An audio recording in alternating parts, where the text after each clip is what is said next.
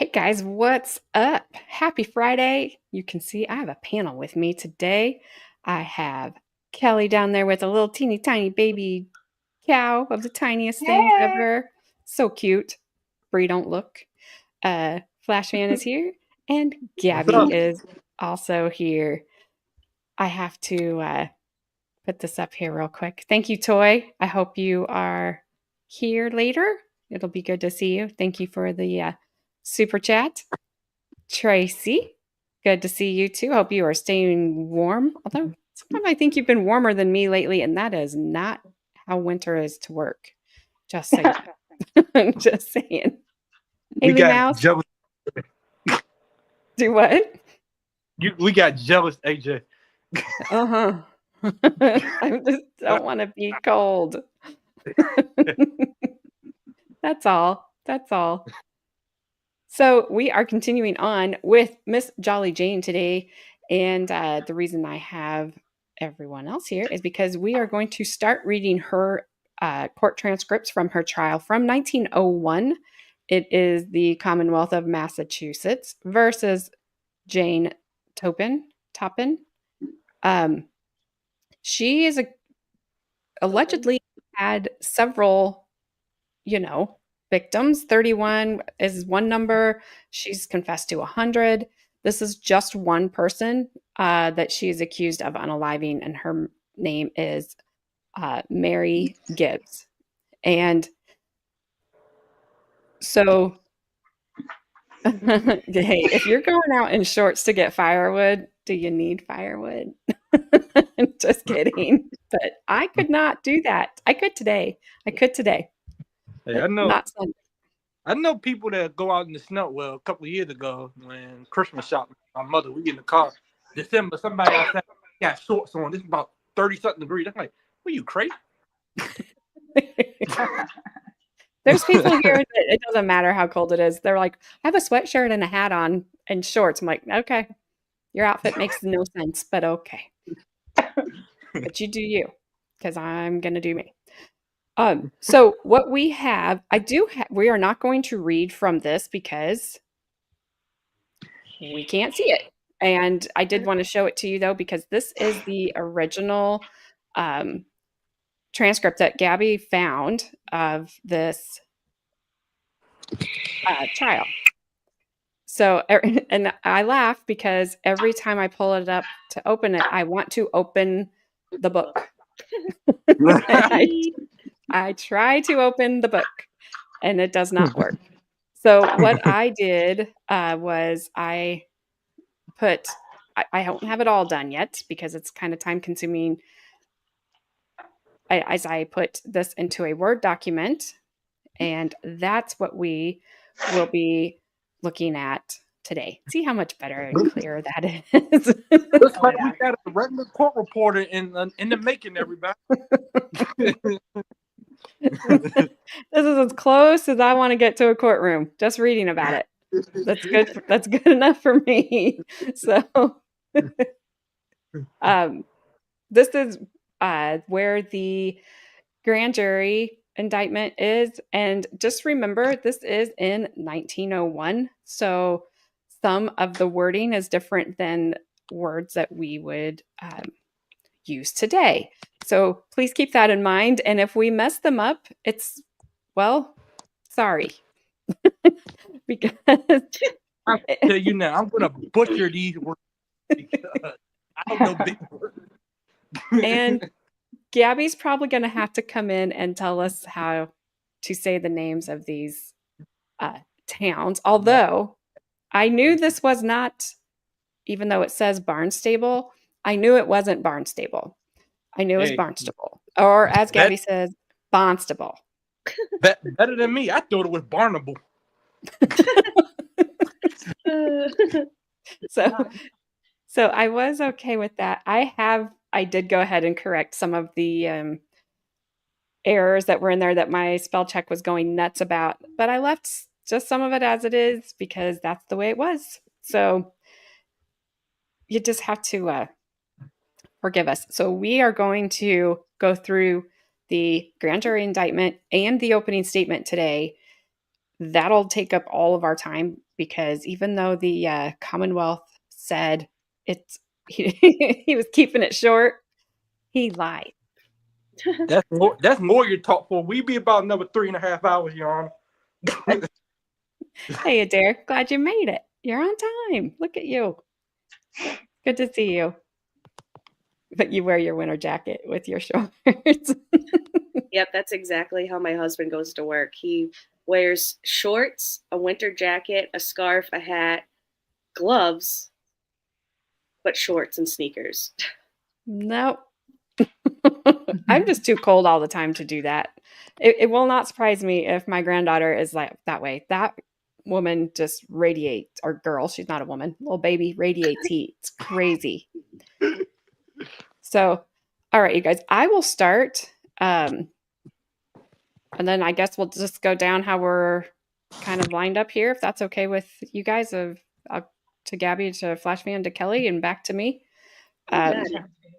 So I will read as much of this as I can before, if I get to, my mouth doesn't want to work like it hasn't for the last couple of weeks when I've been trying to read things, and I'll pass it off. All right. So Gabby, be ready right about the jurors. Just kidding. Okay. So right. So the order is you, Gabby, and me, and Kelly, or Yep. Okay, cool. All right. So this is the grand jury at the Superior Court, begun and holden at Barnstable. I know I didn't say Barnstable. Is that right? Barnstable. I can't. Within and for the county of Barnstable, on the 6th day of December, in the year of our Lord, 1901. 1901.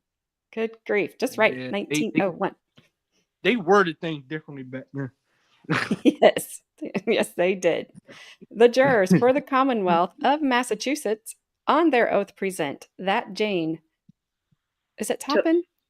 Toppan. Toppan. Late resident of Cambridge in the county of Middlesex and Commonwealth aforesaid, I don't know, on the 12th day of August in the year of our Lord, 1901, at Bourne, right? Yep. In the county of Barnstable, aforesaid, in and upon Mary D. Gibbs, feloniously, willfully, and of a malice aforethought, did make an assault, and to her the said Mary D. Gibbs did feloniously, willfully, and of her malice aforethought, then and there give. That's not right. They did. That should not say Mary D. Gibbs right there, but that's what they put. Then there give and administer in some way and manner, and by some means to the jurors aforesaid unknown, a certain large quantity, to wit, 20 grains of a certain deadly poison called morphine. She, the said Jane Toppan, then and there, well knowing the same to be a deadly poison, with the intent that the said Mary D. Gibbs should then and there take and swallow down the same into her body, and that the said Mary D. Gibbs, the said morphine, so given and administered as aforesaid, I don't know, did then and there take and swallow into her body. The said Mary D. Gibbs, not then and there knowing the same to be deadly poison, by means whereof the said Mary D. Gibbs became mortally sick and distempered in, I think that's supposed to be the body, and the said Mary D. Gibbs of the poison aforesaid, so by her taken and swallowed down as aforesaid,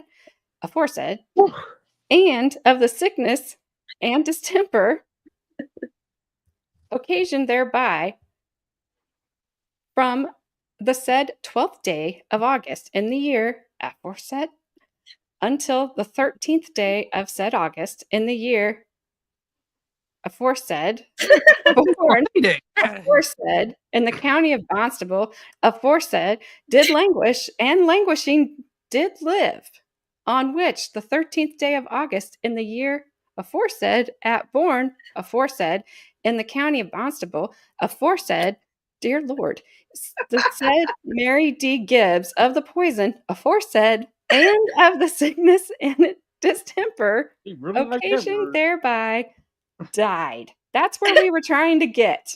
They Oh, gosh. they like that word. Whew. They love it. They loved it. Like, can we not? And so the juries, aforesaid, on their oath, aforesaid, do say that the said Jane Toppan in manner and form, aforesaid, if I'm not saying that word right, sorry. That's how I said it when I was reading it before. I don't know. The said Mary D. Gibbs feloniously, willfully, and of her malice, aforethought, did poison, kill, and unalive against the peace of the said Commonwealth, and contrary to the form of the statute in such case made and provided. And the jurors, aforesaid on their oath, aforesaid do present that Jane Toppan, late resident of Cambridge in the county of Middlesex, and the Commonwealth, aforesaid, on the 12th day of August, in the year of our Lord 1901, at Bourne, in the county of Barnstable, aforesaid, in and upon one Mary D. Gibbs, feloniously, willfully, and of her malice aforethought, did make an assault, and to her, the said Mary Gibbs, did feloniously, willfully, and of her malice aforethought, then and there give and administer in some way and manner, and by some means to the jurors aforesaid unknown, a certain large quantity, to wit, 10 grains of a certain deadly poison called atropine. Which, to me, that should read that Jane Toppan administered it, but Yeah, that's how they have it written. it's very odd. She, the said Jane Toppan, then and there, well knowing the same to be a deadly poison, with the intent,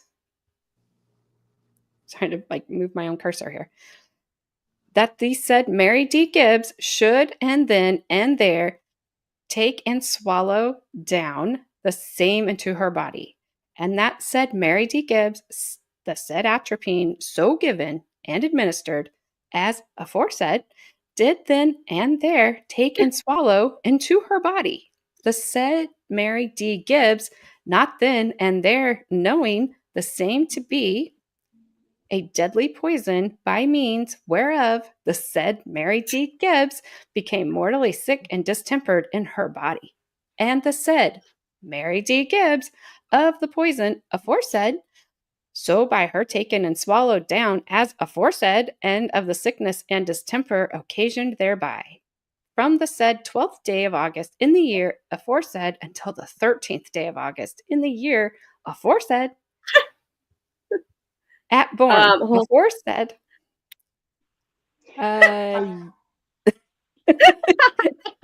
Yes. Exactly. Yes. You are spot on, Adair. Bravo. There you go. Yeah. Exactly. Adair's like, I can sum this up real quick. Yes. Jane Toppan Aforesaid. gave said Mary D. Gibbs stuff she shouldn't have, and she died. The end. Bravo. That's Adair's opening statement right there. Yeah. It was just like, that's it. That's all y'all need to know. Oh my God. In the county of Barnstable, aforesaid did languish, and languishing did live, on which 13th day of August in the year aforesaid, at Bourne, aforesaid, I feel like a bird, in the county of Barnstable, aforesaid, the said Mary D. Gibbs of the poisoned aforesaid, and of the sickness and distemper, occasioned thereby, died. Again, to the point, aforesaid. And so the jurors, aforesaid, on their oath, aforesaid, do say that said Jane Toppan, in manner and form, aforesaid, the said Mary D. Gibbs, feloniously, willfully, and of her malice aforethought, did poison, kill, and unalive against the peace of the said Commonwealth, and contrary to the form of the statute in such case made and provided. Oh, hey, grade. Oh, hey, Baker. Muffin Tops, how you guys doing? Hey, Pedaltown. Where am I? Where am I? You are in 1901, Brandon. Let's go. Okay.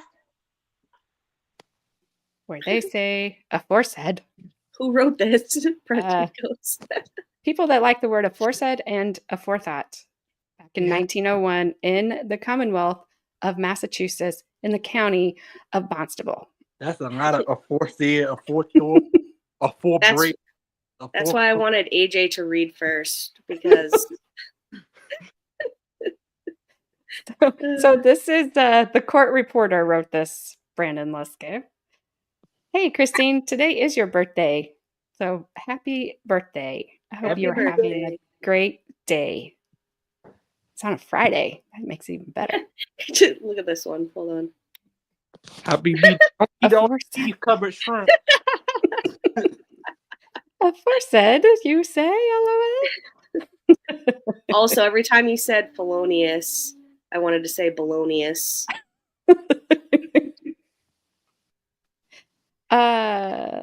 What video is this the case? No, Sharon, this is a case from 1901. That case there with that grandma leaving the baby in the car accidentally was weird. Watch the daughter's interview afterwards. Very strange. Very, very strange. Anyway, this said Jane Toppan in the manner and form aforesaid. Where did I leave off? Am I at the jurors? Oh, sorry. And the jurors. I'm on the wrong thing to scroll. Aforesaid on their oath, aforesaid do further present that Jane Toppan, the late resident of Cambridge in the county of Middlesex, in the common aforesaid on the 12th day of August in the year of our Lord, 1901 at Bourne in the county of Barnstable, aforesaid in and upon one Mary D. Gibbs. Feloniously, willfully. Feloniously.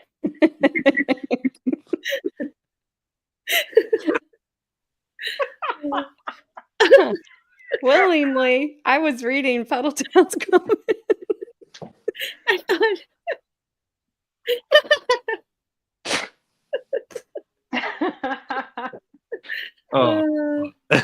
This does not involve an AIDS-related horse-drawn carriage accident.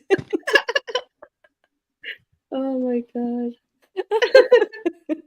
god. Sharon, I think that Ida Kay covered that trial. What trial is she talking about? The one in Florida where the grandma accidentally left the baby. Tracy Nick, I believe is her name. Yeah, Tracy Nix is the name. Baloney. I didn't watch that one because they cut out the opening statements. I'm like, what the use? I don't know what y'all trying to prove. There's a news station that had all of it because I watched.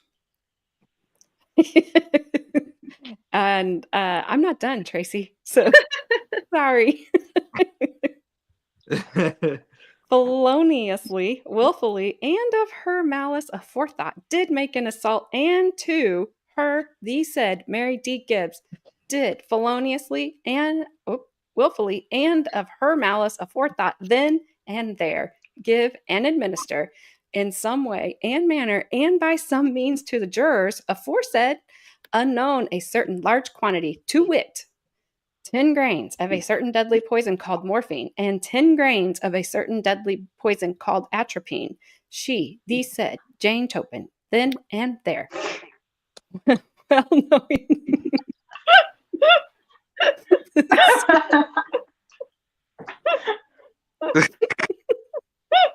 It's Friday. Pedaltown's on fire today. No kidding. He usually is. Oh, that's hilarious. I like Guns Up better. Just read the Pedaltown any old day. Read it Friday on Tuesday. I know. Atropine. She said, Jane Toppan, then and there, well knowing the same to be deadly poisons, with the intent, the said Mary D. Gibbs should then and there take and swallow down the same into her body. And that, the said Mary D. Gibbs, said morphine and atropine so given and administered as aforesaid did then and there take and swallow into her body. These said Mary D. Gibbs, not then and there knowing the same to be deadly poison. Hey, Regina. Whoops. Let's read some more ancient English. Oh, we will. Yeah, we ain't scratched the surface yet. Good to see you. We're not done. No. This is just the beginning. This is just part one. Yeah. So an aforethought produces aforesaid skin. Yes. I can't. Okay.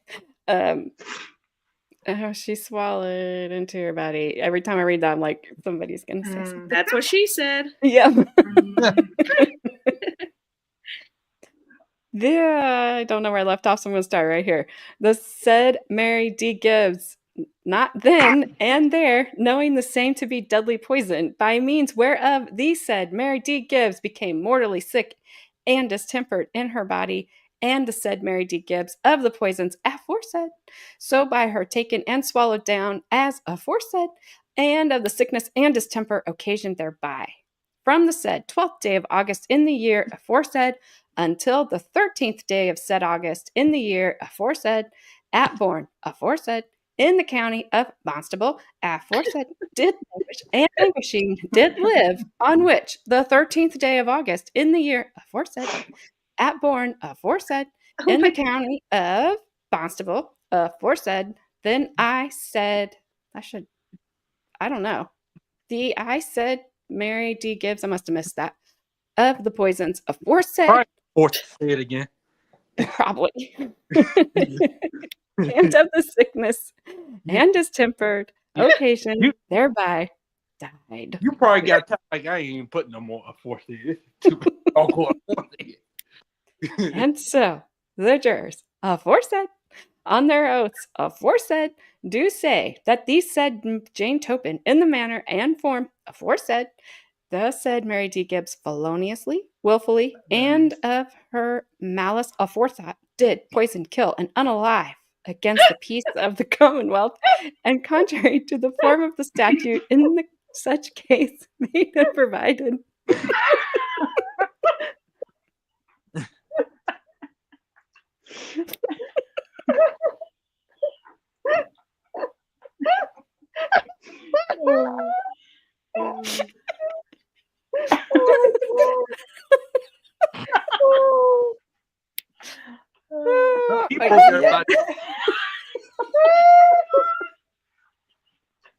And she also brought everybody on panel. Oh my god. Oh my god.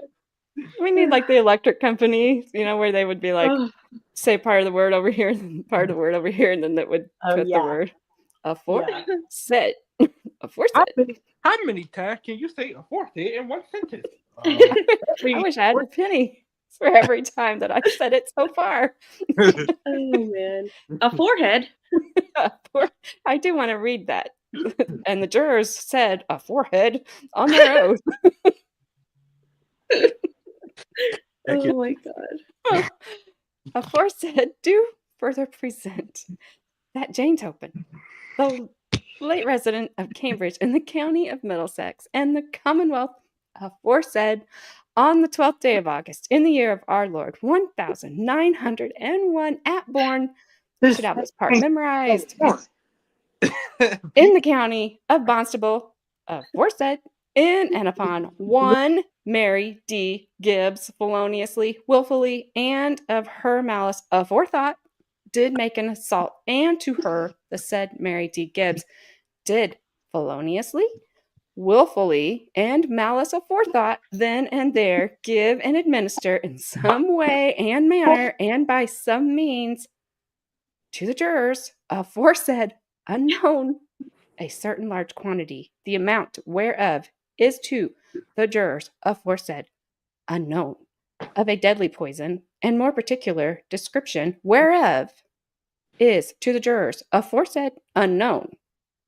She, the said Jane Toppan, then and there, well knowing the same to be deadly poison, with the intent that the said Mary D. Gibbs should then and there take and swallow down the same into her body, and that the said Mary D. Gibbs, the said deadly poison, the amount whereof, a more particular. Sorry, I did you click that? Okay. Yep. I clicked down on my mouse the same time you did that. Oh man. The grand jury indictment from Massachusetts today and see you didn't read the same. No worries, John Naylor. I will. And I'm please don't Samuel Jackson me.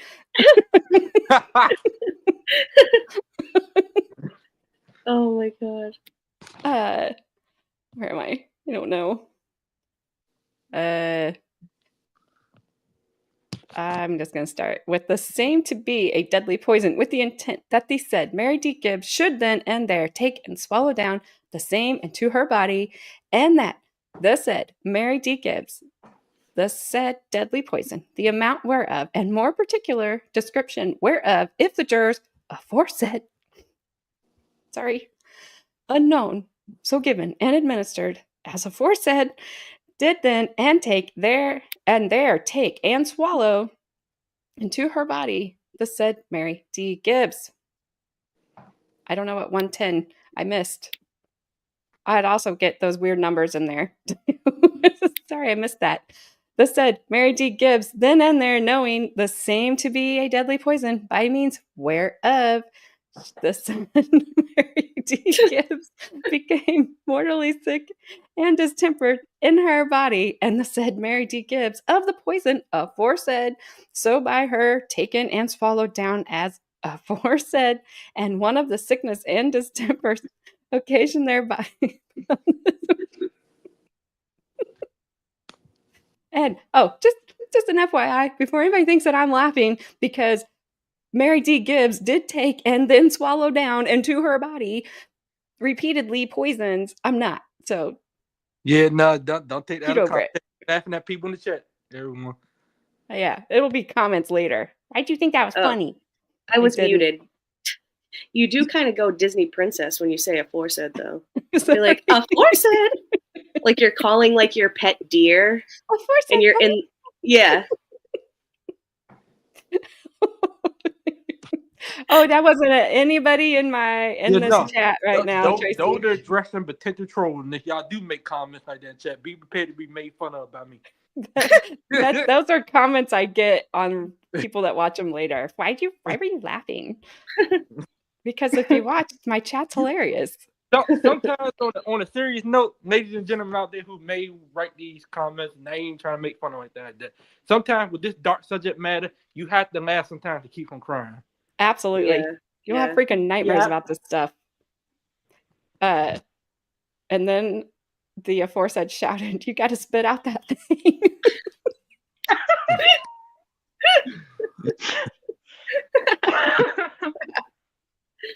Oh my god.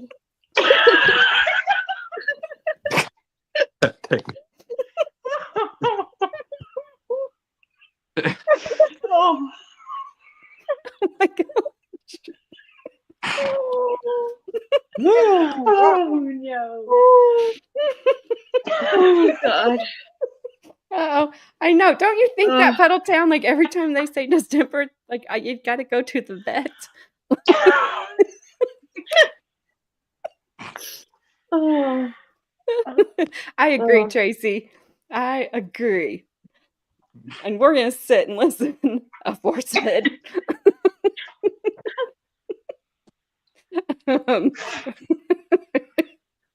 Freezing.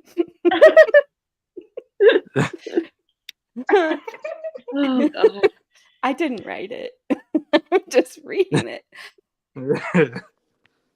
Sickness and of the sickness and distemper occasioned thereby from the said 12th day of August in the year aforesaid until the 13th day of said August in the year aforesaid at born aforesaid in the county of Barnstable aforesaid did languish and languishing did live, which on the 13th day of August in the year aforesaid at born aforesaid in the county of Barnstable, aforesaid the said Mary D. Gibbs of the poison, aforesaid, holy, the amount whereof a more particular description.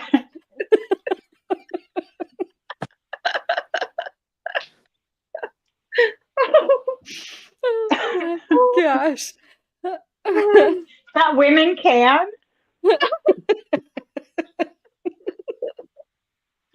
Oh my god. All right. Safe word of the day.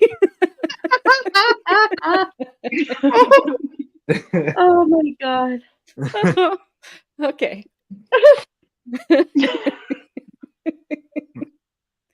Amount whereof a more particular description whereof are to the jurors aforesaid unknown and of the sickness and distempered occasion thereby died again.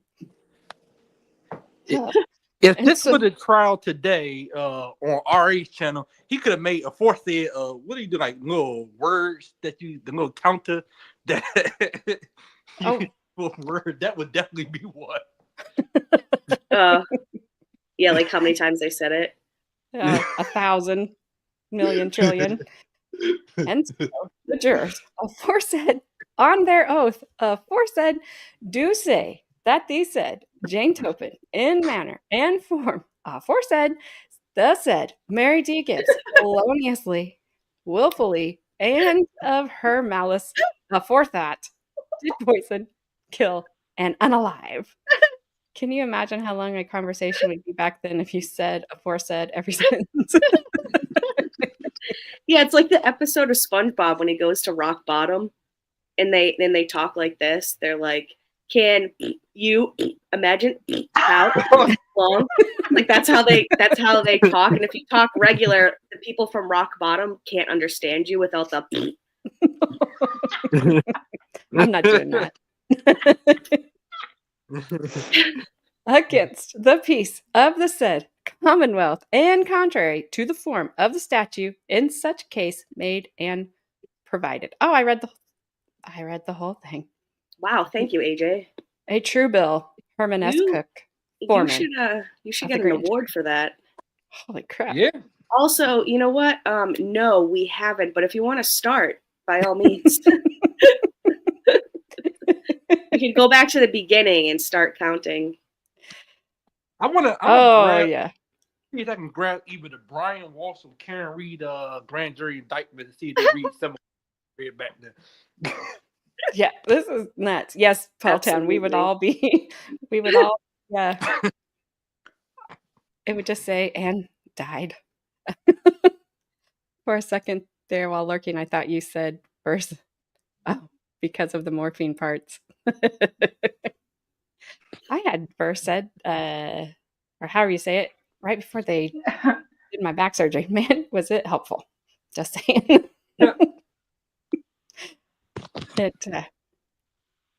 At the end, it needs a foresaid page. Yeah.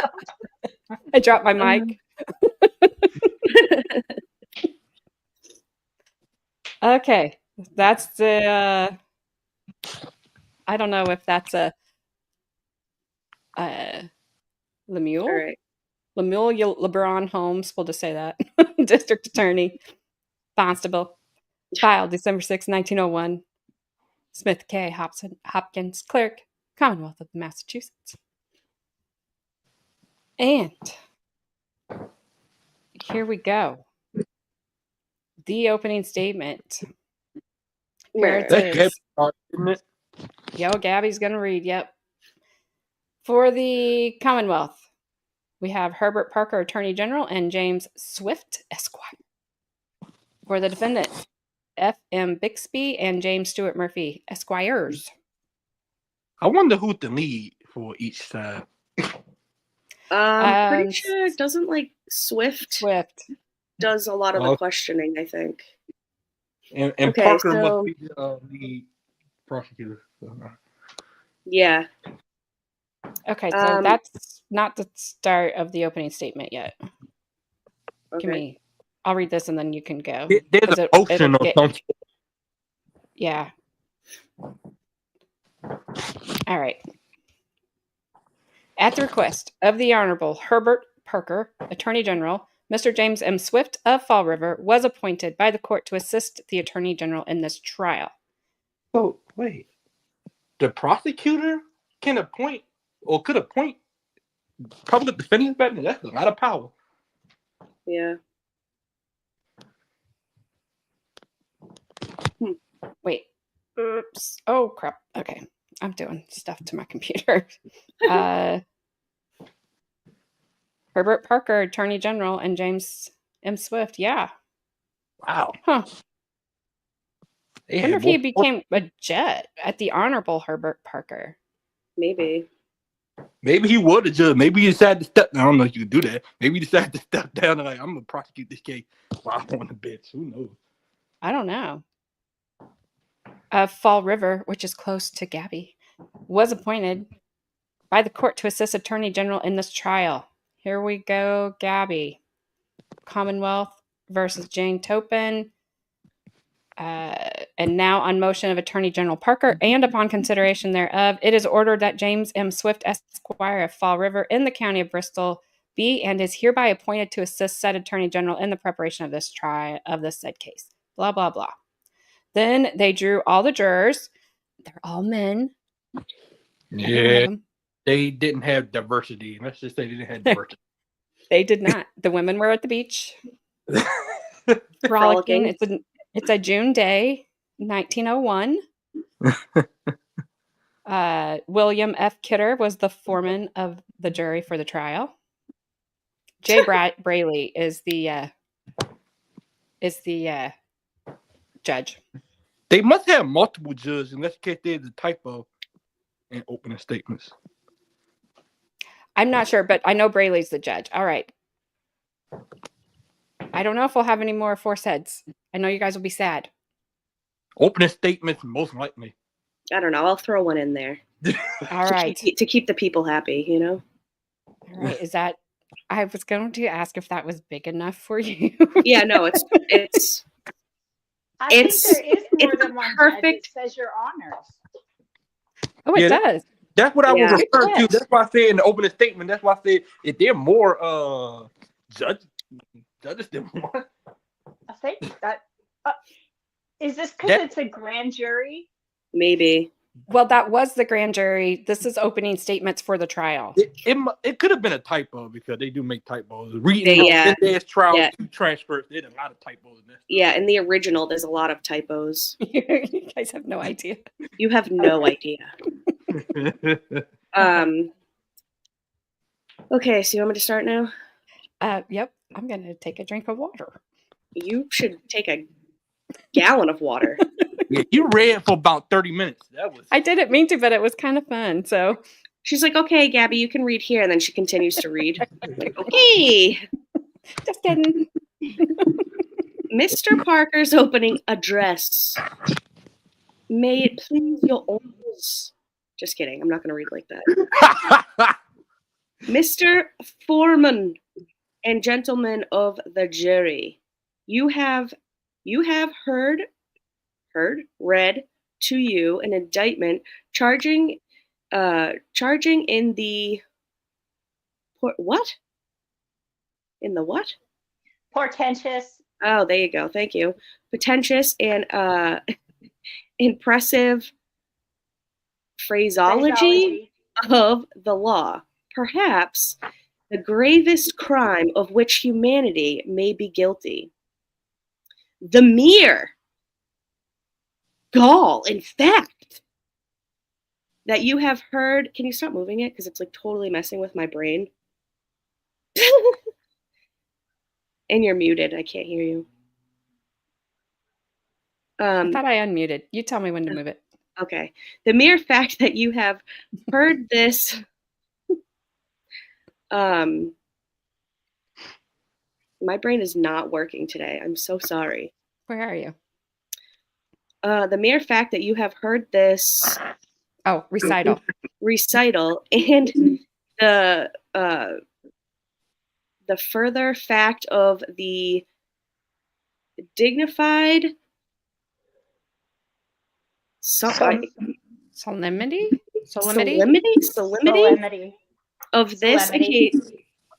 occasion and your own higher sense of the obligations of citizenship.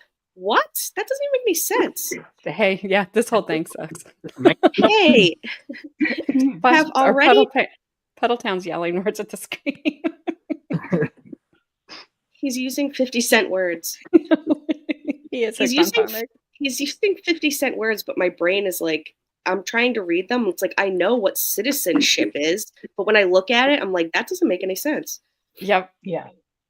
Have already taught you without word of mine by way of reminder. I'm sorry. Also, it's hard because of my throat and my cough. Every time I talk, it scratches the back of my throat and I want to like cough. We just found Bruce's. Oh, Law teacher. That probably makes sense. Not to me. I don't know. I think maybe the Flash fan. I think the Flash fan. Yep. That Hey, Toy. Is that Bubbles? Yeah. Okay. I don't know. Hey, Toy. Thanks for the super chat earlier. I don't read out loud in front of people well, though. Yeah, No, I usually can read out loud in front of people fine. It's just I'm getting over this cough and it's hard for me to talk. I had that last night. I practiced last night with my aunt reading the Menendez transcripts. And Gabby, you read as much as you want. I Yeah, don't need you like take a break if you need it. Don't destroy your boards trying to. I'm fine. That you were summoned here to I don't even want to say that word. Discharge. Good.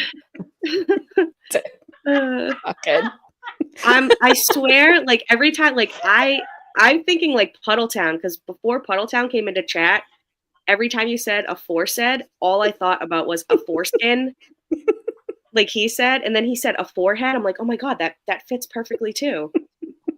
He said, yes.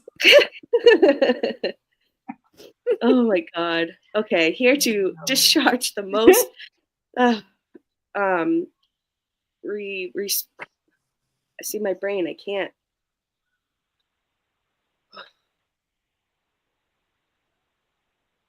The most responsible duty that may rest upon a free citizen for a free Commonwealth. You, by your several I can't even say it. Consciences? Oh, I thought it was. I thought it was conscience. Consciences. Yeah. Consciences? I think so. I don't know. And judgments. Oh, is that you popping around on the screen in the purple line? No. What is that? I don't know. I thought that was you. No. Oh, weird. Maybe your computer is reading it along with us. Who's doing that? By your fidelity to the law, which makes your lives and the lives of those whom you love your property. That's me. Puddletown's like, that's me. I don't know what it is. I don't know what it said either, Kelly. It's something guest. Weird. It is very strange. There's a guest. There's a ghost guest in your computer. I invited no one but you. What happened? Somebody writing or something? I don't know. Do what? Somebody writing or something? No, there's like a purple like line with an A on the top of it. That's in my. I thought that was you. No. It could be. So, do you give people like access to your thing when you create it? Just you guys. Just you guys. So you can. My keyboard sometimes comes up on my iPad. I have to swipe it away. Oh, okay. That's fine. I just gave you guys access so that if you had to make any changes, it's. So the way my iPad works is I had to read it sideways while it's like turned like the long way, because it won't let me zoom in otherwise. So sometimes my keyboard just has to come up. Okay. No, it's not a big deal. That's probably exactly what it is. And it's fine. I just wondered, like, how come who's in there? That's all I wanted to know. Why is this moving? Someone is ghosting my screen. It's That's probably the cursor. Yeah, that's funny. And Okay, sorry. and the liberty of your fellow citizens are here to discharge the duty which calls upon you to exercise the highest and the best functions of your conscience. I want to say conscience, but that's not it. I think Conscience. Yeah, conscience. Conscience. And your intellect, which I have none. That's not true. Hold on. Mute button. Sorry. Coughing. It is my duty to represent in part the Commonwealth in this important inquiry, to call your attention to some of the circumstances that will be in evidence in the future prosecution of this trial. Whoa. Did you just move that, Flashman? I think you are. You're moving it, Flashman. I deleted a word? Nope, you're moving it. I don't know what that means.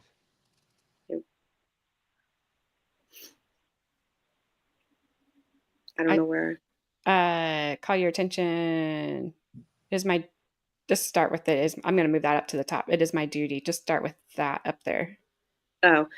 It is my duty to represent in part the Commonwealth in this important inquiry, to call your attention to some of the circumstances that will be in evidence in the future prosecution of this trial, to outline to you some of the conditions that the Commonwealth anticipates will obtain in the trial of this case.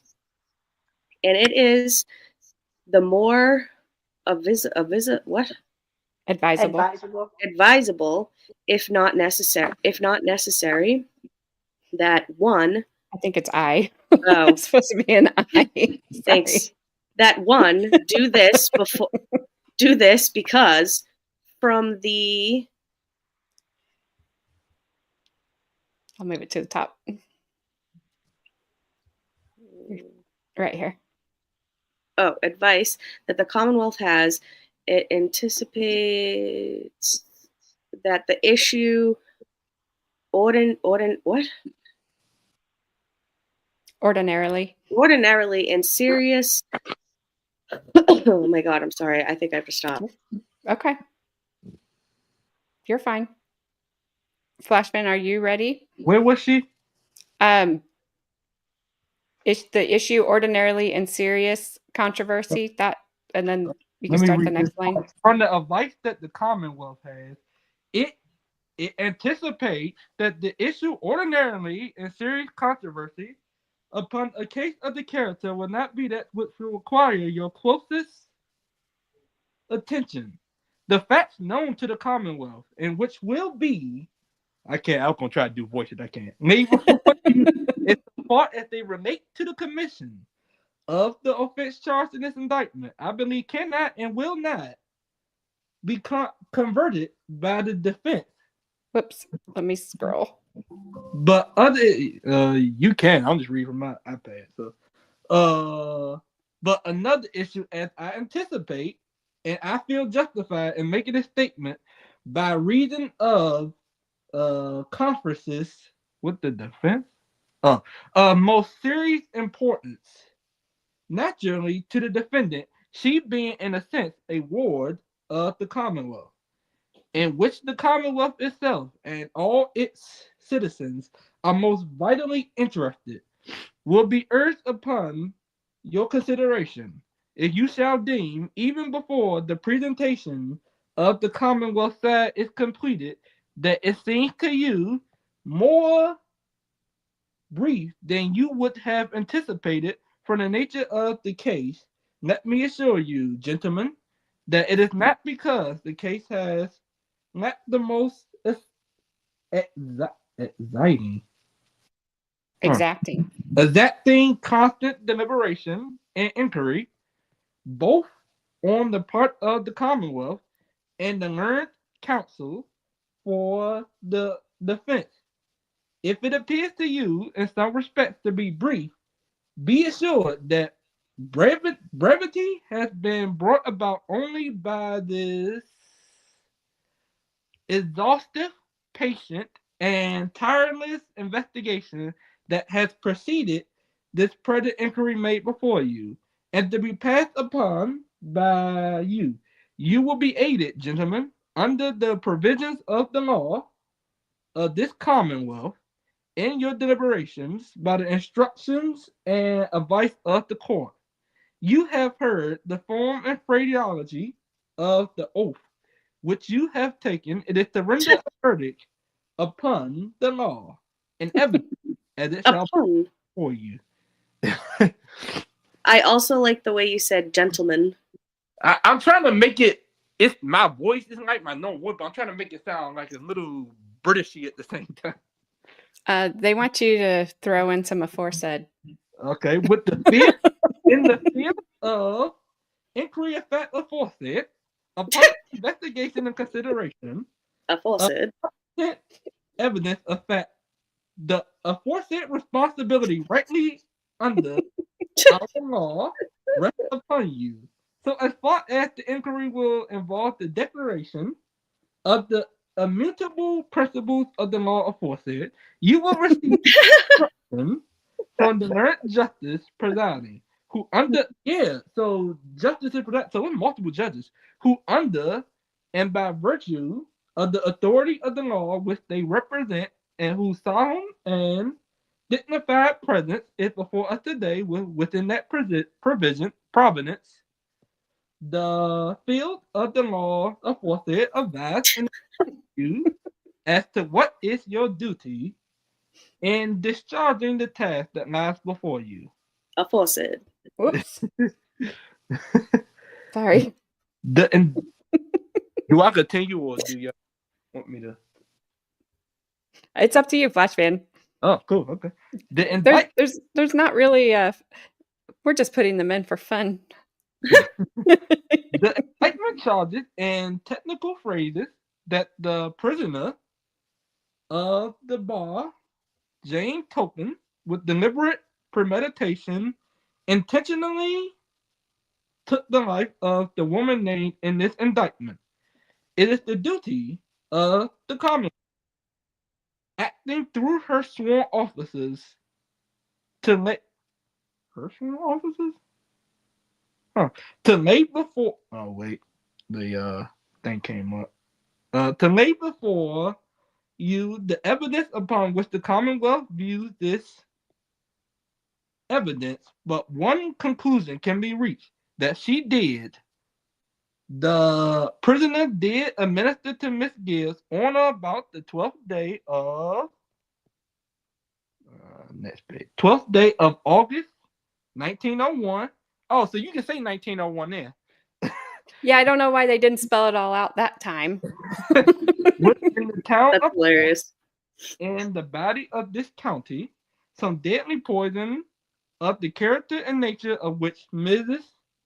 Gibbs was ignorant, but concerning which the prisoner was well informed and apprised, and in consequence of the taking of this poison, Miss Gibbs perished.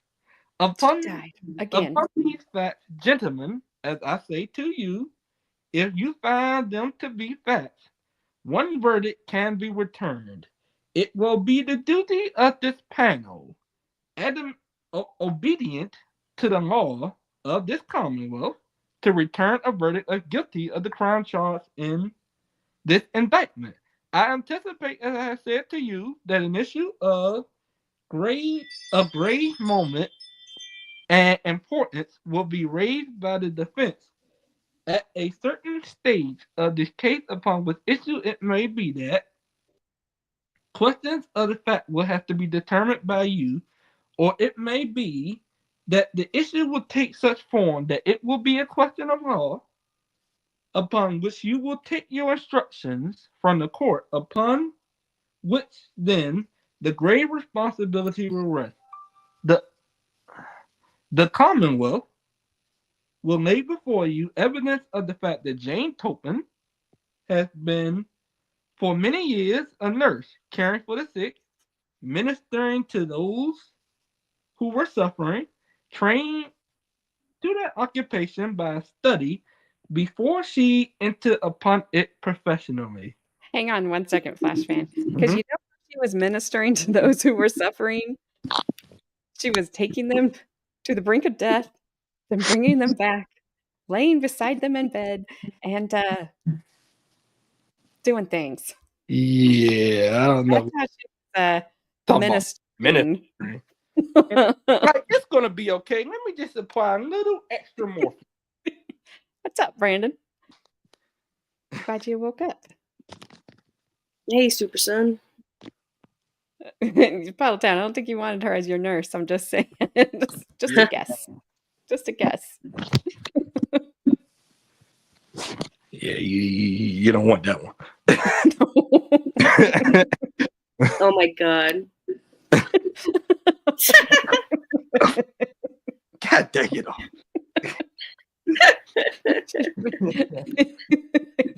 Yeah, we'll leave that one alone. Oh man.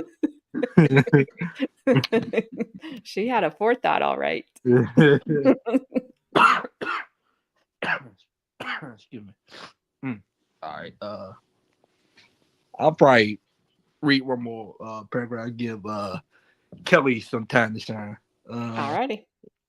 Consequently, she became informed of the nature of drugs, their effect upon the human system of those that were not beneficial, Beneficient? beneficial. I don't know what that means. And their operations of those that were deadly. She knew how to discriminate between the dose of a poison, which under certain circumstances might restore vitality. Uh-oh. Vitality. Vitality and other combination bring about death. She was visiting or was a I think that's just supposed to be resident. I don't know where that O came from. resident in the Sorry. family of Miss Gibbs, whose name is found in this indictment. Her relations with this lady were, as I am informed, friendly and affectionate, and I ought to remind you at this point, gentlemen, that in the opening statement, often happens that counsel do not carry in their minds the exact relation of each incident to the author of the precise chronology of all the events. The opening statement of counsel is not evidence. It is presented to a jury it is presented to a jury only so that the jury may be appraised in advance of the nature of the evidence, and that thereby they may more readily appreciate the significance of any piece of evidence that is laid before them and its relation to the other branches or issues in the case. But of course, I need scarcely remind you that you are to pass upon the evidence, and the statement of counsel can never be evidence. I can't move further. I can't. Oh, there we go. Okay, I guess I could sit that with a break. I can cut it off there. Okay. Okay, hang on, Kelly. I have a question over here. Were they in bed when she gave the poisons? I would say most of them were while she was a nurse, and then she became a private nurse, and at that time she unalived entire families. So I don't know that everyone was in bed, but most of them probably were. Yeah, a huge count from what Gabby presented, from what I remember her presenting. Yeah, Wednesday. and she quickly unalived entire family. An entire family. All right. Yeah, she was a Ready? pro, all right. Yep. You tell me when to move. Okay. The prisoner, then an inmate of the household of this Mrs. Gibbs, and dwelling with her in the intimacy that entailed, was constantly with her from time to time. Was it constant or was it from time to time? I know. Advising her of her passing ailments or giving her relief occasionally by the administration of some familiar medicine. It will appear, as I anticipate, gentlemen, that on the 12th day of this August 1901, Miss Gibbs was in her usual health. Roll tape. You got to move it. Did it not move for you? There we go. Okay. And that she was out. Oh, hold on. Was in her usual health, and that she was out, if I remember rightly, took a long drive, returning in the afternoon to her home. It will appear that the prisoner on that same day went to the neighboring town, and there were purchased a large quantity of morphine in the form of pills, that she also purchased several. All right. Here's the water. Hunyadi. Several bottles of I can say every word but this.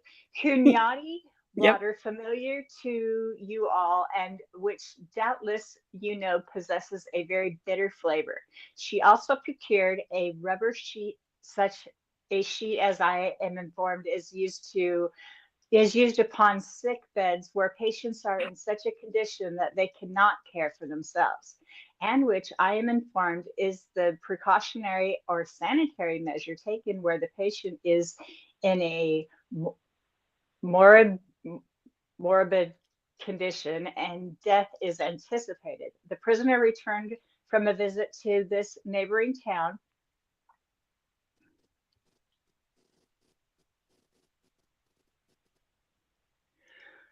Okay, town where she went in the company of a Mrs. Wood, if I remember the name correctly. Upon her return, she voluntarily, and as I remember, without suggestion or inquiry or request from Mrs. Gibbs, advised her to take some hunyadi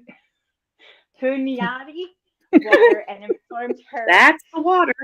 That's it. hunyadi and informed her as a reason for her drinking it that she, the prisoner, had seen a physician in this neighboring town, Dr. Watson, if I remember the name correctly, who advised the administration of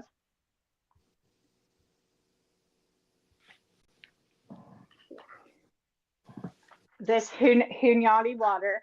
As a matter of fact, it will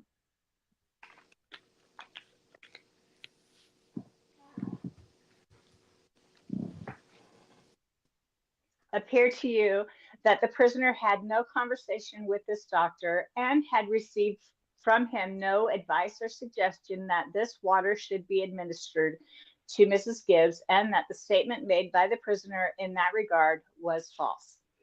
The water was administered by the prisoner, and shortly after it had been taken by Mrs. Gibbs, evidence of illness was apparent.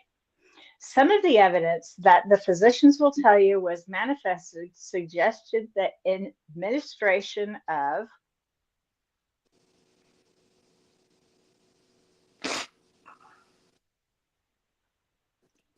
morphine, which, hold on, as you know, is a narcotic drug.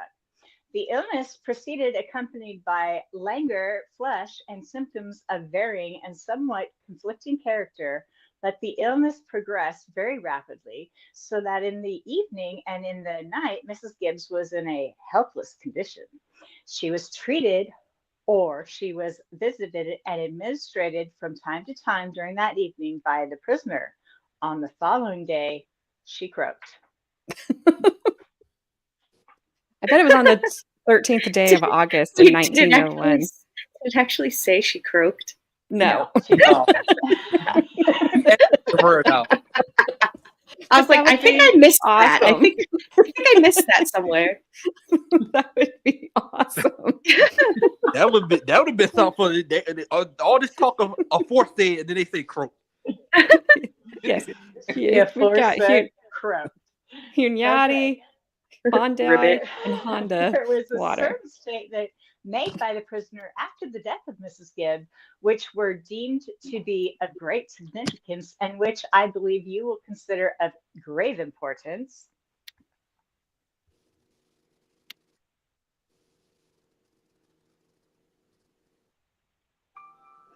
After the death of Mrs. Gibbs and the visit of the undertaker to the undertaker, the prisoner urged the great quantities of embalming fluid should be injected into the body. Embalming fluid, as you know, gentlemen, is made up in large part of arsenic, a deadly poison. She urged that much of this poison should be injected into the body so that the tissues might become permeated with it and the orifices and vessels of the body charged The with what? it. The what? The orifices? She did not. Orifices, I know she did the not want to say orifices that and word. vessels, yes. Orifices. The orifice. How you say it? Orifices. You said it right. Okay. Just And sorry. the I know our vessel chat. of the body charged with it. It will appear also that the prisoner urged upon the residents of the household and the kindred of Mrs. Gibbs, or those who were there in charge, that no autopsy or postmortem examination should be held. The prisoner asserting without truth that the family objected to any such process or procedure, and no autopsy was immediately had. Later, I am going to briefly roll it up. I think there's a little bit of delay between when I move it and you. Yeah, I think you're right. You see it. I think you're right. Later, and I am going to briefly over this gentleman. I think you forgot. I am going briefly over this gentleman because I shall spare you so far as is possible in the discharge of my duties, details that can only give pain. You must charge yourselves with the duty of hearing, and we must charge ourselves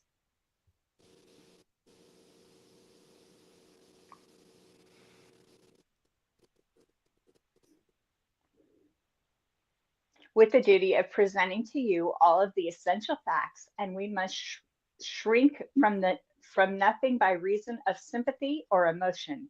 Yet I am not required to tell you at this time all of the harrowing incidents of this tragedy. Later, suspicion having been excited, the body was exhumed. An autopsy was held by the medical examiner of this district, a gentleman eminently competent for the discharge of that important duty, and you will be informed by from the stand by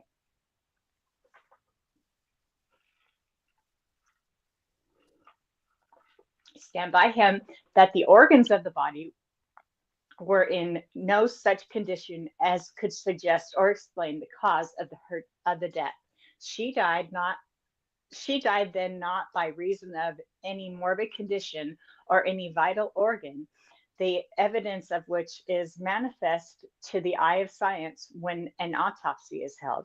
It was equally evident and conclusively apparent that the death had been caused by some not natural effect, by the administration of some drug.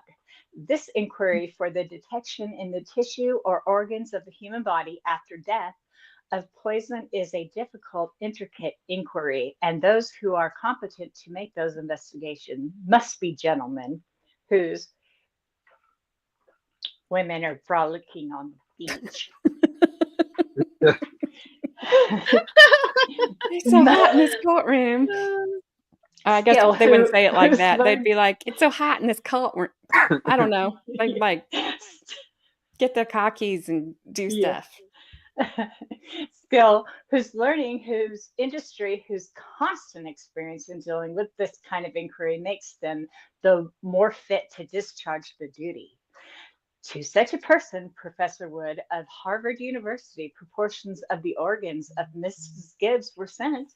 An investigation beautifully and marvelously accurate, exact, and conclusive in its result was made by him.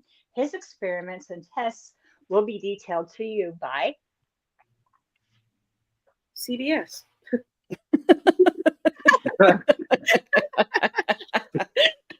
by him upon the stand, and he will tell you and he will tell you of the mysterious and marvelous processes known to chemical science by which he can tell you that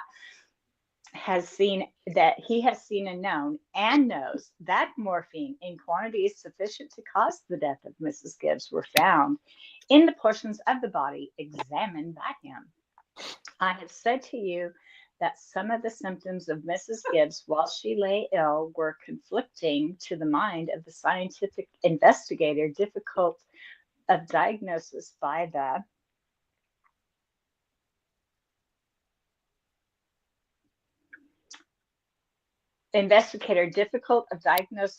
medical men, because it was as if the two causes were conflicting, the two conditions were conflicting with each other. The ordinary manifestations of poisoning by a narcotic drug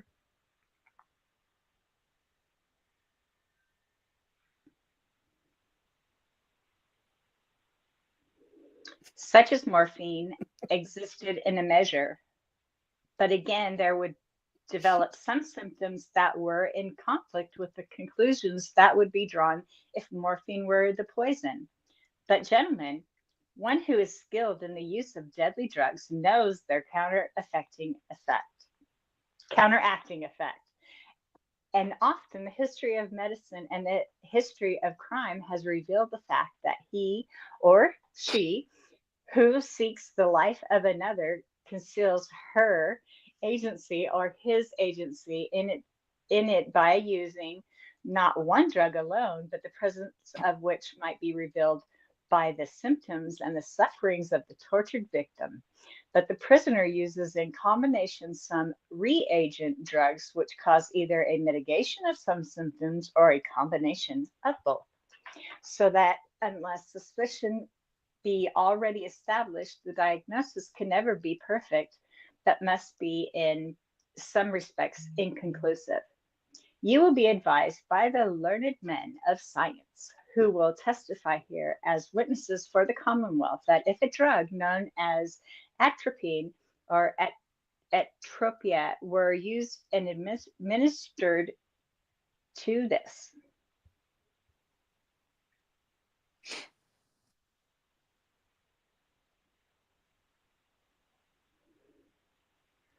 person, the symptoms that were developed would be entirely consistent with such a combination of poisons. Morphine was discovered by Professor Wood. Atropine, I am informed, being administered in much smaller doses. And I believe I am right in speaking of it as a more volatile poison, more readily and more immediately disappears from tissues or substances under examination and will either have disappeared entirely if the post-mortem be long delayed or so elusive in its nature that even the exacting tests of science cannot surely discover it. Oops, sorry. You will be told by the physicians who attended Miss Gibbs that the symptoms of her illness followed by her death were consistent with and to be fully and entirely accounted for by the fact that atropine and morphine were mingled in the fatal dose. I shall go hasty. What? Beep. Beep. Oh, I'm sorry. I thought I was muted. What the heck? No, because Tracy said it needs your beep at those times, Gabby. And I typed beep it, and I just said it out loud. Okay, wait. I What? was like, "Are you telling her to stop reading? That's kind of rude." I'm like, dang, you told her to basically just told her to shut up right there. She did. I was like, "What?" Like, dang, man. I thought my mic was muted.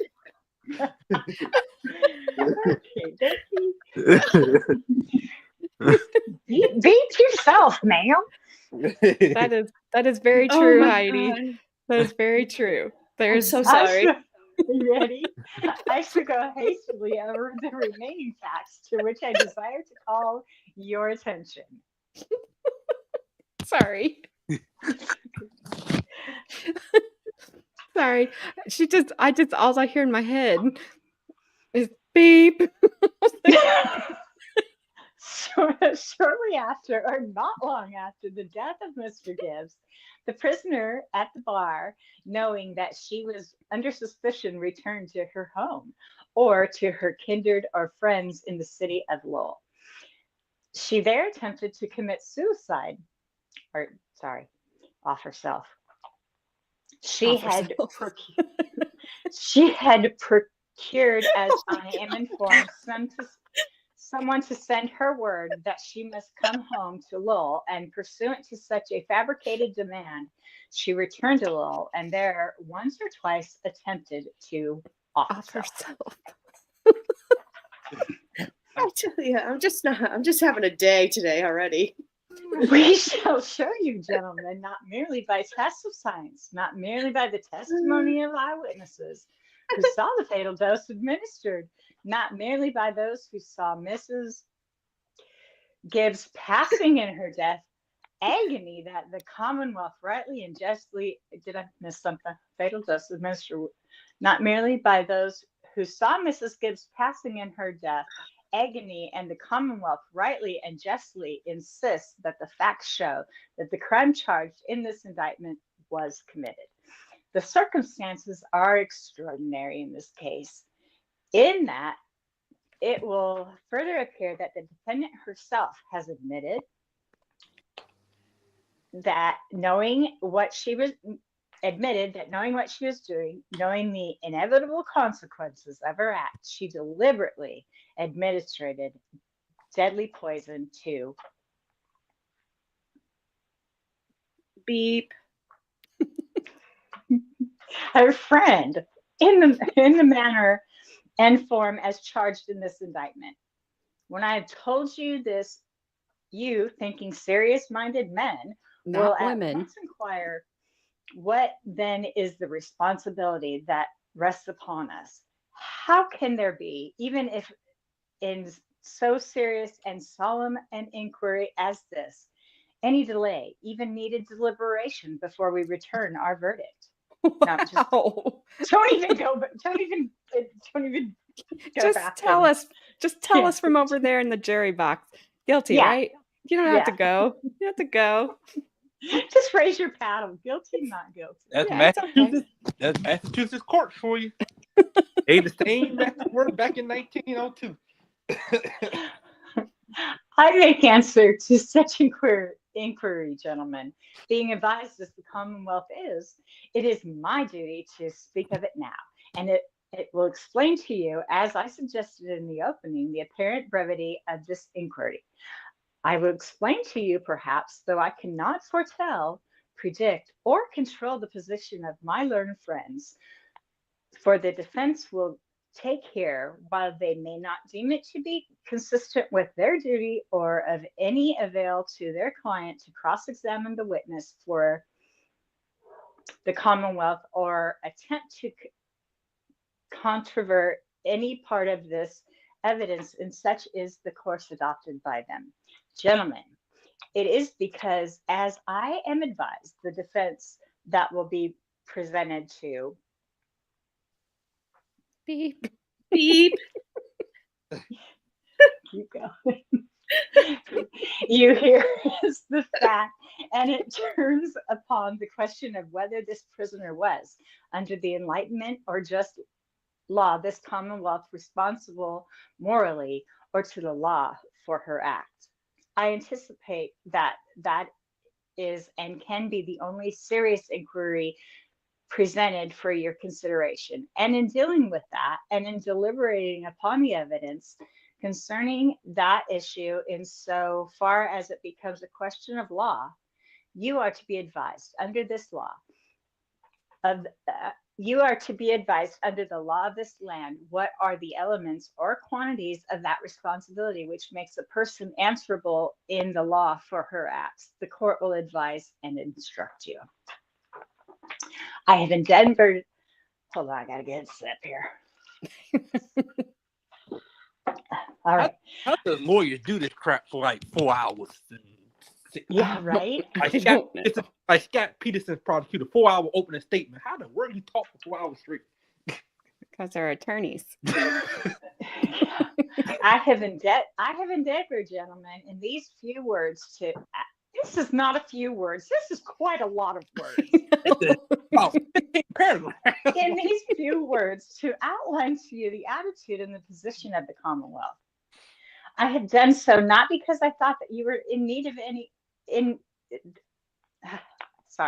because I thought that you needed any one of your fellow citizens, even though he be momentarily charged with the high authority of the office, to remind you of the responsibility that rests on you and all of us in the vindicating the law of the great Commonwealth, whose cause we beep Beep. Beepity beepity beep beep beep. Oh, red words. Equally serve, but to aid you in rightly passing upon the issues that will be submitted to you. So that's the end of the opening statement. And I hope that none of you died of old age.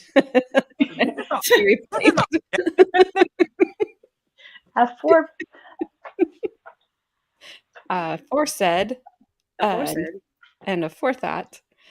Oh my gosh, Sarah! What's up? Look, she's cartwheeling in here. I love it. Me too. So we did make it to the opening statement today. We did get through the opening statements. It wasn't that long as I thought it would be. It's still long. It's long. It was a little longer than I thought it would be, but it was hilarious. That was a lot of words. Look, I read transcript from all types of cases. O.J. Simpson, Menendez, Scott Peterson, all those opening statements are way longer than this. Yeah, some people just like to talk. That's why they're attorneys, I think. So this is Mr. Swift, and then the judge is Braley, one of the judges. Are they objecting already? Do what? Is he objecting already?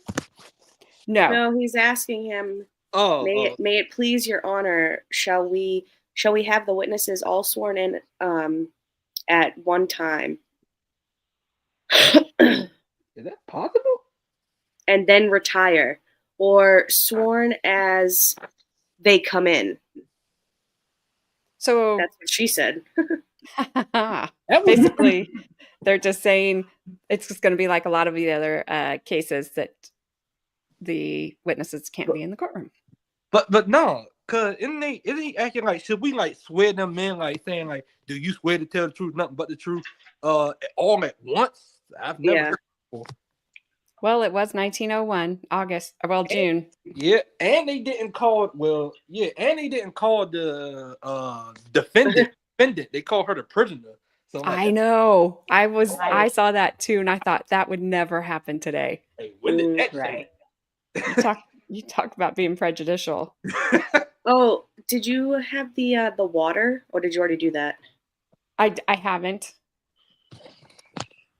Give me a second. So basically, their judge says no, everybody's going to be sworn as they're called, and we are going to read the testimony starting on Monday. I don't know that we probably will not get through it all on Monday. I'm hoping that we'll finish it up Wednesday, but we will do. We kind of have like a mini trial going on where we are the players of the trial. But I will. Let me get. So this water that they're talking about, Gabby, do you the Hyundai water? Do you want to explain what we saw about it? We're going to learn about it. Oh, I don't Hon- remember. What Hon- was that? It's a car. It's no, it's not. It would be easier. It'd probably wish a car would run you over. So our next trial in court watch will be Rodney King, and they refer to Honda. They called it a Hyundai. I'm like, that's not how that's pronounced. Well, there is a Hyundai. There's a Honda and a Hyundai. Oh, I didn't know that. Okay. Okay. So Hunyadi water. Give me 1 second. Oh, that's what I was doing. Hyundai water. That sounds like that is no holy water or something. No.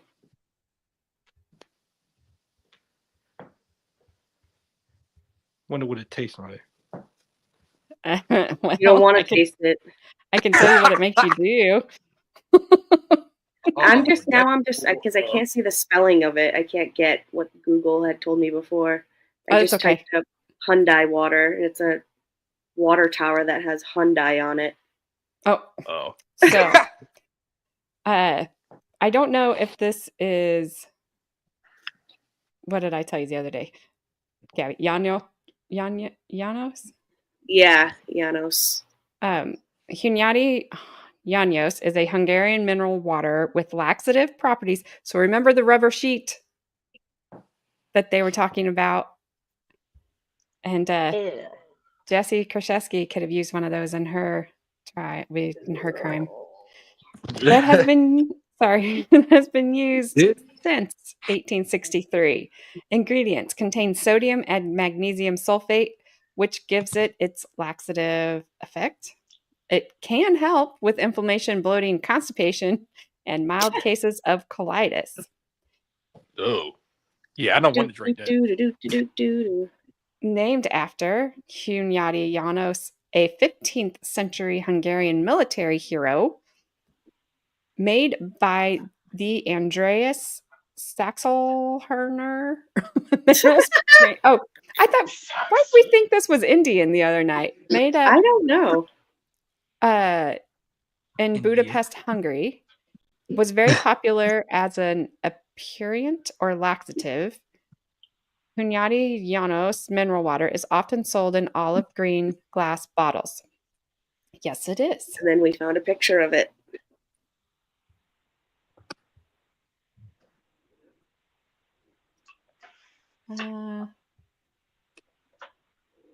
Oh, the ad too. No, it was we thought it was the thing you said because of the ad I sent you.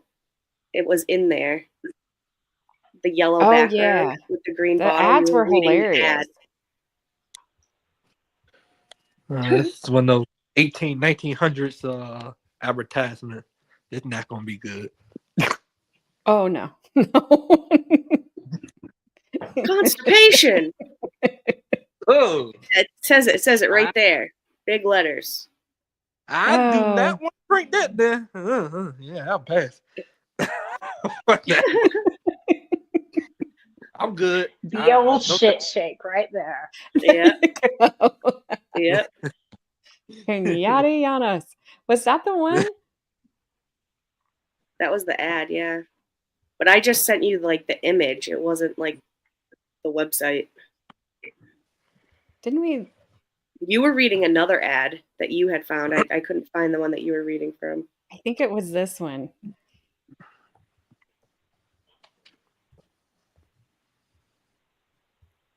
Remember, because her the apron. Remember, I was reading. Oh, yes. Yep. Blue, it will be fair. Lilac, changeable. Pink, it will rain. So this apron right here apparently tells you the weather, and this bottle makes you go to the bathroom. Oh. The best natural laxative water bottled at the springs in Budapest, Hungary by Andreas Saxelherner. I mean,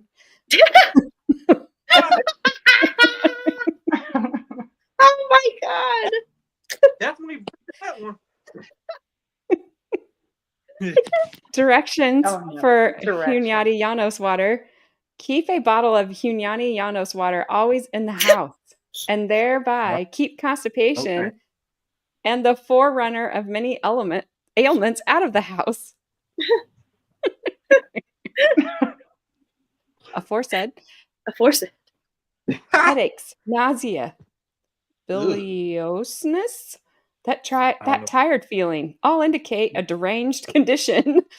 See you later, Heidi. Bye, Heidi. Musical chairs. Oh my gosh. You don't feel well. You're deranged. That deranged condition of the digestive tract. Huh. Well, I know that one. Move the bowels regularly once a day by drinking, on arising, half a glass of the greatest natural apparent water. No, I don't want to. Puddletown said it best. This thing sounds like prune juice. It sounds gross. Why is that? Hunyadi Llanos. Its effect is pleasant. Doubt it. Hunyadi Llanos. Safe and sure. Okay. It stimulates gently, not violently. What is that a picture of? I don't know. I don't want. Why? Why am I thinking? Why am I thinking what I think it is? I hope it's not what I think it is. I don't know what that is. What is that? Don't zoom in. I can't, so don't. No, it's don't. okay. I don't know what this white bar is. Always remember, that was redacted. It is redacted, but I can slide past it. Always remember, constipation, irritation, Hunyadi Llanos, relaxation. Woo! Directions for Hunyadi Llanos barometer. Keep this barometer near an open window or where it will come in contact with the outside air. If you use it out of doors, hang it where it will be protected against rain. If the apron turns blue, the weather will be fair. If the apron turns pink, it indicates a coming rain. If the apron turns lilac, look for a change in the weather. So you get a bottle of the water and you get a free apron that tells you the weather? You get a barometer. A barometer apron? Where's the barometer? She's got an apron on. That is the barometer. That can't be the barometer. Oh, yeah. When the apron turns blue, it is. Yeah, the apron is the barometer. Well, look at that.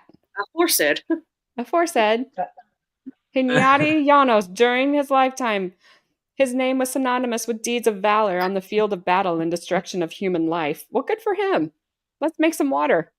Today, he's synonymous with preservation of health and life. If he made you drink that water, no wonder he would break from the field. Tracy, look at what Tracy said. My knee does that for free. Yep, my wrist.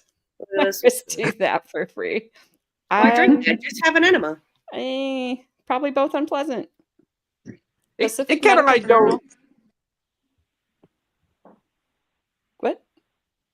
No, I guess they kind of like those advertisements where they say like, this medicine comes recommended by 99% of all pediatricians. Side effects may include nausea. Yeah, but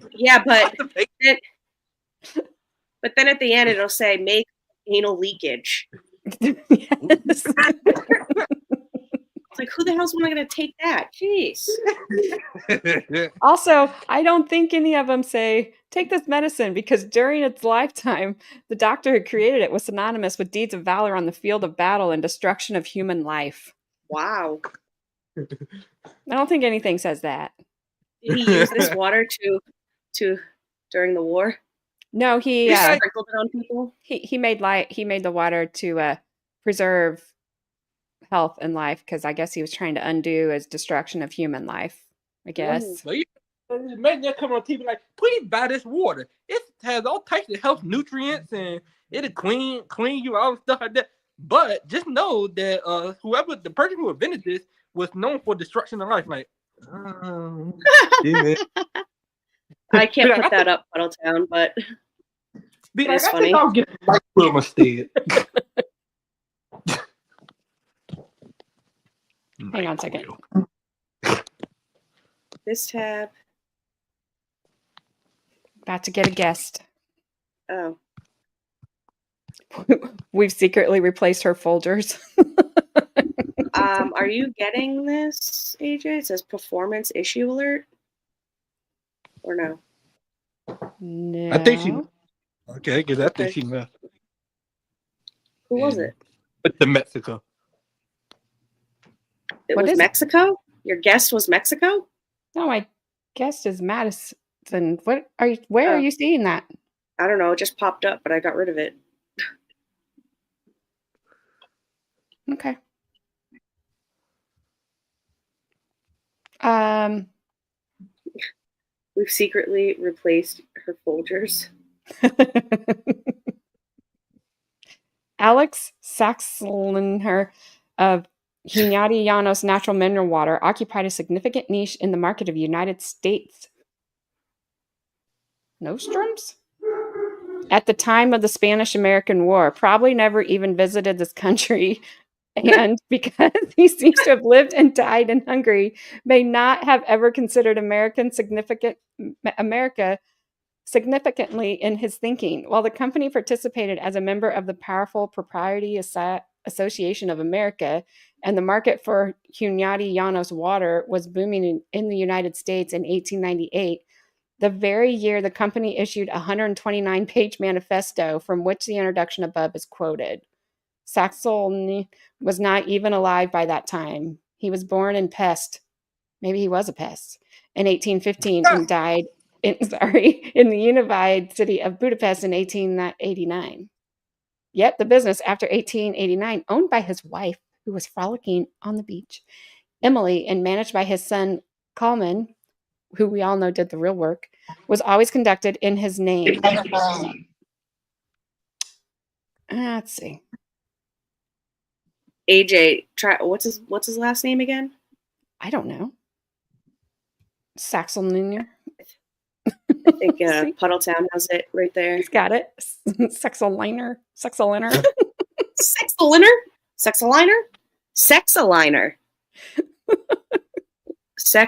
Oh, I see what you did there. Uh-huh. Huh. The name Hunyadi Llanos and the stern countenance of the product's logo derived from the great Hungarian warrior John Hunyadi, 1407 to 1456. Renowned for driving the Turks out of the Balkans in his time. Well, good for him. Okay. Well, I don't want to read about these people anymore. Why? Oh, remember the kids on the ladder I told you about? Oh, yes, yeah. And it's so awkward and weird. Look at the one on the ladder. She looks so creepy. I told you they were creepy. Wait, why does she look like that? Because she's a creepy little kid. Ah, that is so creepy. And she's like, I'm going to go poop. She's like, I'm going to do it from up here. Yeah. This could be like a horror movie poster right here. The next horror movie. Hunyadi Llanos water. It says para adultos, not papa. Papa. Run, kids. No, Yeah. they can't. They're going to stand oddly in the hallway and hold hands and ask if you want to come play with them forever and ever and ever. That's what's going to happen. So creepy. I finally figured out what that freaking banner was. Yeah. All right. Well, that's enough of people that unalived other people and then were used for water. The Shining, yeah. Yes, The Shining. I got nothing to do, Puddletown says. Yeah. Well, I do. My son's like, I didn't know he was here. I just figured he'd come inside and bring her on up here. I was like, just bring her up here. I didn't know he was here. I'm going to drink a lot of tea with honey. So hopefully by Monday, my throat will be better. We're about to get a little visitor. Docalaxis and laxative. What are you doing? Come over here and see me. She's like, I'm eating. Be like, don't bother me out eating food. Oh, make sure you do it loud like that too. Hi, super baby. You say hi. She's like, I don't care. I'm eating. Super baby. Sounds like me when I tell people, I'm like, when I'm going to sleep, I'm like, don't wake me up unless in case there's an emergency or ice cream. Ice cream is important. Oh, did you just figure out there's a screen up there? She's like, yep, but I'm still hungry.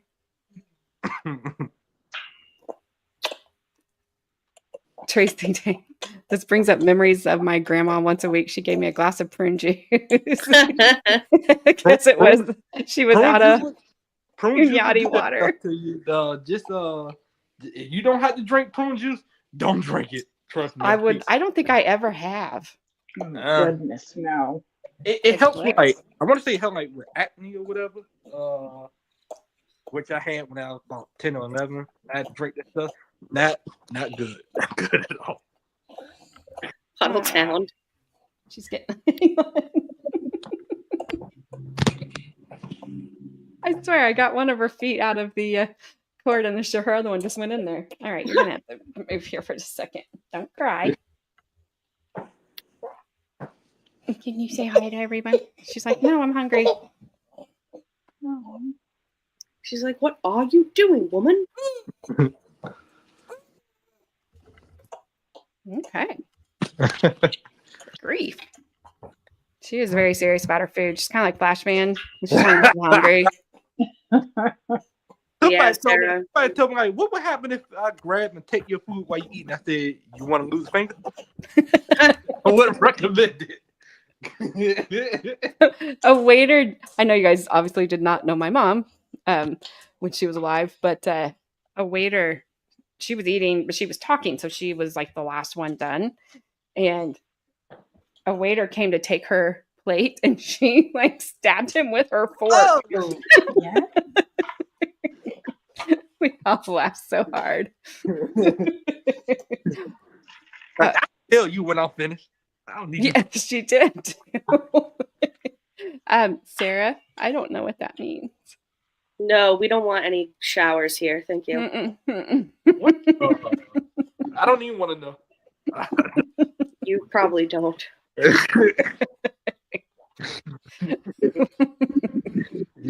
So, well, that's pretty much all I have.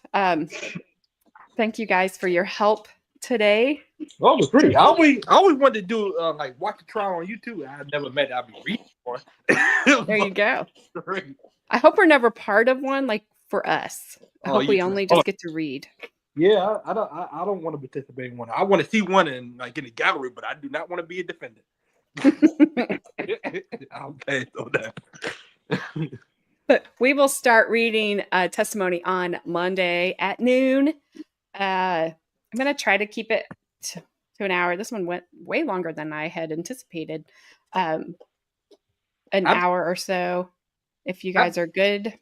I potentially got now enough of set in stone. I'm hoping she does it one day in the future. But I did get Edie a transcript. I got her the Scott Peterson transcript. Yeah. That would be fun. Although you probably shouldn't read the whole thing because that's a 6-month trial. But I sent it to you in you and Gabby's Discord thingy. Okay.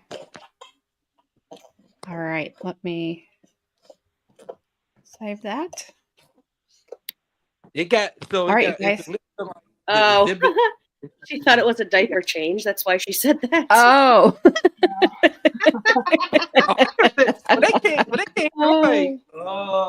I was waiting for something more than what she just said. I was like, why would she say I was that? like, what do you mean? Gotcha. All right. Have the judge give me a 20-minute mute class because it'll be like 20 minutes. Yeah, I had fun. I'm glad I've got to say a word I've never said in my life until this week.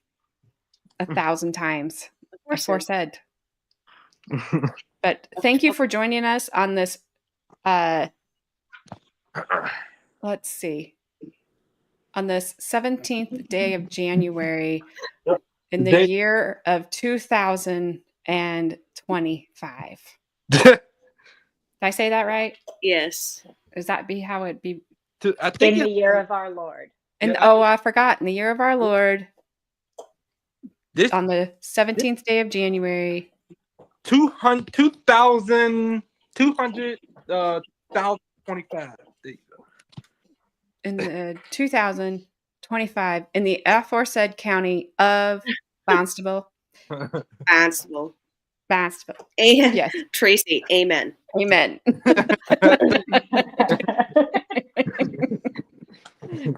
Glad you got to see me in the aforesaid stream. Maybe you should just rename this Jolly Jane aforesaid. That Or was just funny. the aforesaid stream, Yeah. like Puddletown said. I don't That's know. it.